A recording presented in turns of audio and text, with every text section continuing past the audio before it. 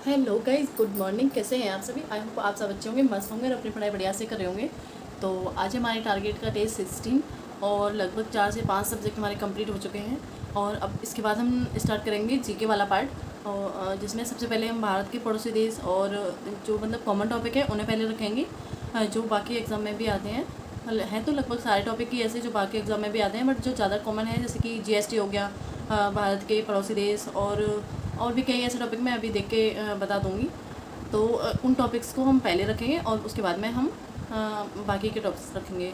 तो बस अब इसके बाद में मैं जीके वाला पार्ट और आंदोलन वाला पार्ट चल रहा है। बस मुझे कल मैंने आंदोलन वाला जो वो किया था उसमें तो कुछ समझ ही नहीं आ रहा, पता नहीं कैसा, मतलब बहुत ही बेकार लगा मुझे ये आंदोलन वाला पार्ट। इतने सारे मतलब उसके सन वगैरह ये सब इतने सारे कि याद के कितने याद करें, एक तो याद तो कर सकते हैं आराम से, बट इतने सारे में कंफ्यूज हो रहे हैं।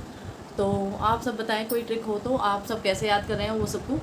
तो मुझे तो बहुत कंफ्यूज मतलब हुआ कल मैंने जब क्लास ली थी। बुक में से तो मुझे बिल्कुल ही समझ नहीं आया था, उसके बाद में फिर मैंने क्लास ली थी। तो फिर मतलब थोड़ा बहुत समझ आया क्लास से, बट सन वगैरह मुझे याद नहीं है। तो मतलब आप कोई ट्रिक हो आपके पास याद करने के लिए उसके सन वगैरह की, तो प्लीज़ मुझे ज़रूर बताएं। और इसके बाद मैं बात करना चाहूँगी हिस्ट्री की पीडीएफ के लिए। तो भाई हिस्ट्री की पीडीएफ मैं आज बिल्कुल तैयार करके कल के वीडियो में मैं अपलोड कल के वीडियो के साथ में अपलोड कर दूँगी। तो यही था बस। और तो अब बात कर लेते हैं हम आज के टारगेट के बारे में।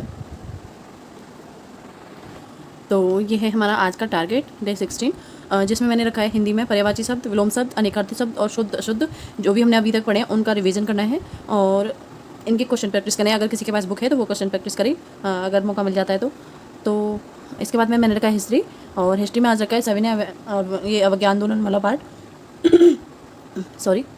तो हिस्ट्री में सविनय आंदोलन रखा है। तो इसमें महात्मा गांधी व अन्य नेताओं के बारे में हमें पढ़ना है, उनकी क्या भूमिका रही थी। तो ये आंदोलन वाला पार्ट ना मुझे तो बहुत ही बेकार और टफ लग रहा है सच में, मुझे नहीं समझ आ रहा है। तो पर पढ़ना तो पड़ेगा ही, इसलिए मैं इसको ना दो बार ही मतलब पढ़ूंगी। इसमें से जो भी एक आध क्वेश्चन बनेगा ध्यान आएगा तो ठीक है, बाकी देखी जाएगी उस टाइम पे। बाकी मैं और सब्जेक्ट पहले तैयार करने की कोशिश करूँगी, क्योंकि इनमें ना इतने सारे सन दे रखे हैं, उनको कैसे याद किया जाए। मतलब पहले मैं याद करने से डरती थी कि कैसे याद होगा, मुझे तो याद ही नहीं होता है। बट अभी मैं याद करने से नहीं डरती हूँ, मुझे मतलब हो जाता है याद। जो मतलब याद करने के लिए ट्रिक एवं ट्रिक्स फॉलो करने होते हैं वो मेरे को अभी पता है, तो उसकी वजह से मैं अच्छे से याद कर पाती हूँ। लेकिन क्या है कि इसमें ना मतलब इतने सारे सन एक ही उसमें दे रखे हैं, जैसे कोई भी आप एक आंदोलन उठाओगे उसमें कम से कम 50 से ज़्यादा सन आपको मिल जाएंगे। तो इतने सन में हम कन्फ्यूज हो जाते हैं, तो इसलिए मेरे को तो ये नहीं याद हो पा रहा है। बाकी थ्योरीज़ की जो है वो मैं पढ़ूंगी, उससे फिर मतलब ध्यान से सुनूंगी और पढ़ूंगी, उससे जो भी क्वेश्चन बनेगा वो ठीक है। बाकी इसको टाइम मिलने पे बाद में रिवीजन करूँगी मैं। तो इसके बाद में है रीजनिंग। तो रीजनिंग भी हमारा कंप्लीट हो चुका है, प्रैक्टिस ही मैं मतलब कर रही हूँ। तो 21 दिन तक मैं चाहती हूँ कि रीजनिंग हम अच्छे से करें, ताकि हमारी अच्छे से प्रैक्टिस हो जाए और ये 5 नंबर हमारे पक्के एकदम पक्के हो जाएँ। तो रीजनिंग में मैंने आज रखे 15 क्वेश्चंस। तो इसमें ना मतलब जो भी अभी तक जैसे कि क्लॉक हो गया रिवीजन के लिए, क्लॉक और कैलेंडर और रैंकिंग जो मेन, और जैसे कि कोडिंग, तो इन सब के ही हम क्वेश्चन लगाएंगे। 15 क्वेश्चन लगा लें, या तो 10 करके लगा लें, या फिर ज़्यादा लगाना चाहें तो ज़्यादा लगा लें। मैं मतलब टारगेट ऐसा बनाती हूँ जो पूरा हो जाए। सबसे पहले मेरा फोकस रहता है टारगेट पूरा करने पर, उसके बाद जो मतलब मैंने साइड बाय साइड सोचा हुआ होता है, टाइम मिलता है तो मैं उसको करती हूँ। तो इसलिए मैंने रीजनिंग में आज इतना रखा है। और इसके बाद मैं डीआई की मैं क्लास ही ले रही हूँ, और मैं मतलब क्लास इसलिए ले रही हूँ क्योंकि हर रोज़ एक नई लैंग्वेज का क्वेश्चन मुझे क्लास में मिलता है। तो डीआई करना मेरे को मतलब डीआई किस तरह से किया जाता है ये तो मुझे पता थी पहले से ही, बट डीआई की लैंग्वेज किस तरह से समझनी है, डीआई का मतलब क्वेश्चन किस तरह के आते हैं और उनको किस तरह हैंडल करना होता है, तो वो उसकी वजह से मैं क्लास ले रही हूँ। तो अगला रखा है मैंने मैथ। तो मैथ में रखा है मैंने वर्ग और वर्गमूल व घात और घातांक के क्वेश्चंस प्रैक्टिस। तो आज मैं इनके क्वेश्चन लगाने वाली हूँ, ताकि इनको मैं जैसे अभी मैंने पढ़े हैं तो इनको मैं भूलूँ ना। तो ये रखा है। इसके बाद में रखा है मैंने पॉलिटी। तो पॉलिटी में आज रखा है मैंने उच्च न्यायालय, मतलब कि हाई कोर्ट। तो हाई कोर्ट एक बार हम कर चुके हैं पहले, और अभी एक बार और करने वाले हैं। तो 2 बार हमारा रिवीजन इन 21 डेज़ में ही हमारा रिवीजन हो जाएगा। तो मतलब 50% चांस हो जाएंगे कि हम क्वेश्चन कर पाएंगे। इसके बाद में 1 से 2 बार और लगा लेंगे, टाइम मिलने पर एक बार तो कम से कम लगाना ही है दोबारा से। तो एक बार और लगाएंगे, या फिर इसके क्वेश्चंस लगा लेंगे, किसी को इसके क्वेश्चन मिलते हैं टॉपिक वाइज तो क्वेश्चंस लगा लेंगे। तो मैं जो बताया था टेस्ट रैंकिंग पे, वहाँ पे क्वेश्चन पॉलिटी और हिस्ट्री इन सबके, तो वहाँ पे क्या है कि मिक्स क्वेश्चन है, वो टॉपिक वाइज नहीं है। तो इसलिए वहाँ से भी मैं मतलब मैंने प्रिंट आउट करके उसके कुछ पेज जो भी थी वो निकलवा लिए हैं। तो उनमें से मैं कभी कभार क्वेश्चन लगा लेती हूँ। अभी तो मेरे को टाइम ही नहीं मिला, टारगेट में ही पूरा टाइम चला जाता है।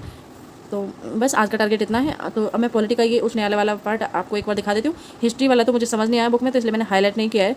तो मेरे को ही समझ नहीं आया तो फिर मैं आपको क्या समझा सकती हूँ, तो इसलिए मैंने पॉलिटी वाला पार्ट वो किया है। हाईलाइट तो ये भी नहीं किया है, बट इसमें जो भी है मेन ही दिया हुआ है। और जो रेड पेन से जो लिखे हैं ना वो इंपॉर्टेंट है। तो एक बार मैं आपको दिखा देती हूँ। ये हाईलाइट मैंने इसलिए नहीं किया क्योंकि मैं पहले भी मतलब पढ़ चुकी हूँ एक बार। इसमें से तो नहीं, मैं मतलब ऑनलाइन ही पढ़ा था क्लास लेके, और इसके लिए भी मैं आपको प्लेटफॉर्म बता चुकी हूँ। आपको शॉर्ट टाइम में मतलब थोड़ा ज़्यादा कंटेंट चाहिए ना, तो आप मोदी जीएस करके एक चैनल है, वहाँ पे जा सकते हैं और आप वहाँ से अपनी पॉलिटी की क्लास ले सकते हैं। और फालतू की बातें नहीं की जाती हैं और बस अपना कंटेंट पे ज़्यादा ध्यान दिया जाता है। थोड़ा बहुत, हालांकि सब अपने बारे में बोलते हैं, तो वो भी मतलब थोड़ा बहुत बोला हुआ है उन्होंने कि मेरे से बेस्ट कोई नहीं, मेरे से इस तरह का। बाकी ठीक है, कंटेंट अच्छा है वाकई में, तो आप वहाँ से ये सब चीज़ें देख सकते हैं। तो यहाँ पे है सबसे पहले उच्च न्यायालय में, तो 7वें संविधान संशोधन अधिनियम 1956 के द्वारा संसद को यह अधिकार दिया गया 2 से अधिक राज्यों या एक केंद्र शासित प्रदेश के लिए एक संयुक्त उच्च न्यायालय को स्थापित कर सकते हैं। हाँ, ये थ्योरी ज़रूर याद करनी है। ये कौन से भाग में है, जैसे कि भाग 6 में है, और 214 से 231 तक इसके प्रावधान है, मतलब इसके बारे में दिया गया है। तो ये सब याद करने हैं। और 214 वाला ये जो आर्टिकल है, इसको याद करना है कि इस 214 में दिया गया है उच्च न्यायालय, मतलब हाई कोर्ट 214 में दिया गया है। और दूसरी चीज़ ये इम्पोर्टेंट है कि ये इलाहाबाद कब, मतलब यहाँ से कब ट्रांसफ़र किया गया, तो ये 1866, तो ये थोड़े ज़रूरी हैं। ये बॉम्बे से, और ये कलकत्ता वाला ये हाई कोर्ट, तो ये सब सन थोड़े ज़रूरी हैं, जिन पर निशान लगा है वही ज़रूरी है और ज़्यादा नहीं।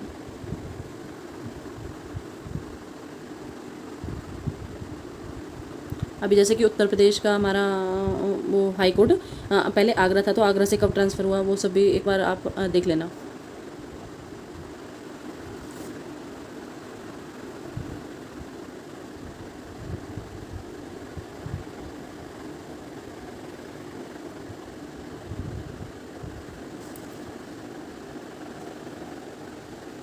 तो ये सब दे रखे हैं, ये सब राज्यों के हाई कोर्ट के बारे में। तो अभी फ़िलहाल में पूरे देश में हमारे में 25 हाई कोर्ट हैं, तो उसी के बारे में ये दिया हुआ है।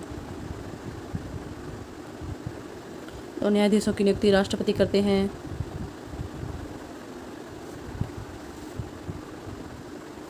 न्यायाधीश को शपथ राज्यपाल दिलाते हैं, ये ज़रूरी है। इनका कार्यकाल, और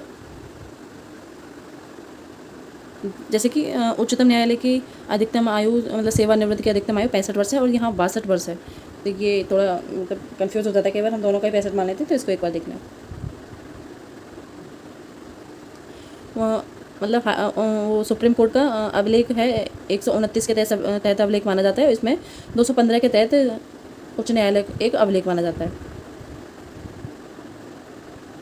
जैसे कि यहाँ पे दिया हुआ है 25 उच्च न्यायालय है। सबसे पहले बम्बई और मद्रास में और कोलकाता में उच्च न्यायालय की स्थापना हुई थी। ये हैं उच्च न्यायालय की शक्तियाँ।